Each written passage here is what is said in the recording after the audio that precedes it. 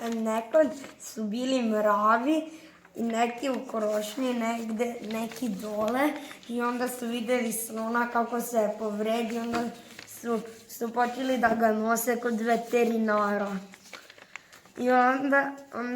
I onda kad ga je veterinar izlečio, onda su mravi morali da odu nazad i onda nisu mogli da pređu nazad i onda su zamolili slona da im pomogne da pređu potok. I onda je slon plivao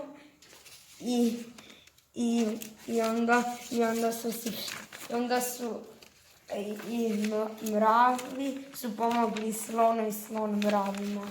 Jednom je lav hvatao goluba. I hvatao ga i hvatao.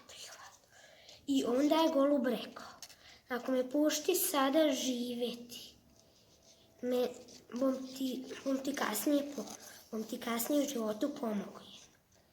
I lav se toliko nasmio da ga je pustio živjeti.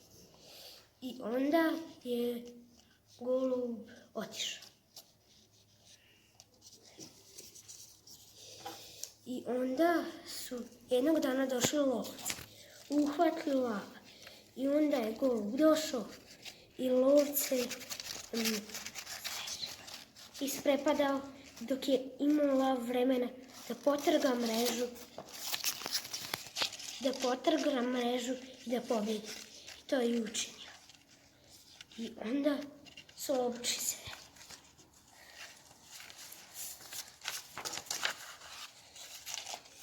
I onda su postali.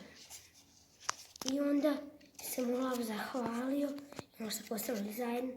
Onda su postali najbolji prijatelji. Čekaj. Hvala. Nedavno je živjela miš u vozu, ali bilo dosadno bilo. Pogrickala je. Grickala. Ali to je već uradila. Žele kori drvda da teče, ali već je i to uradila. Želela lava i naletela napravo na lava. I mi zvuče sa repe i još skače u glavi. I onda se probude lav i reka, trašnji lav, šta me radiš to nije smiješno više. Znači, nikako neću te pustiti tako.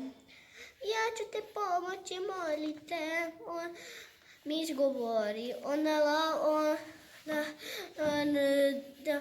da tako mali da pomognem te.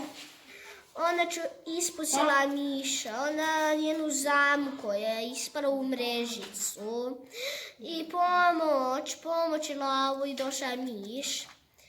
I rekao, sad ću pogrickati, kako? I onda pogrickara i brzo pobegli da lovac ne ispuca nas i pobegla. I Bravo. Ona gotova priča. Od miša je lava. Hvala, Nataša. Zvao se Lavić. Majmun ošao na grane da bere banane. Jednoga dana šetao se lav i ošao da traži da jede. Majmun je išao na grane i slučajno se je za granu spustio dole i pao na lava. Lav kaže, ko je to na meni? I odgura ga. Majmun kaže, o Bože, to je lav! Uplašio se lava i bežao. Lav je šetao i plakao. Joj Bože, ja nemam nikakvih prijatelja, svi se me boje, ali ja sam dobar. Ne znam zbog čega. Majmun je išao i trčao, a lav za njim. Lav, prestani me juriti, je rekao majmun. A lav kaže, ne jurim te da bi te pojeo, nego da bi ti nešto rekao. A šta to ti meni trebaš reći?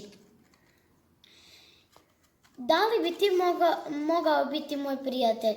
Stvarno nemam prijatelja i jako sam usamljen. Ne želim biti takav. Nisam strašan, nego sam dobar. Pa možda bih mogli da budemo prijatelji, ali najbolji. Može. Ja se slažem. Dobro i ja. Tako su postali prijatelji. Ajde idemo nešto da pojedemo. Ja ću ići brati voća sa grana, a ti idi nađi neku životinju. Može, naravno. I tako su otišli i postali drugari. Kažeš hvala.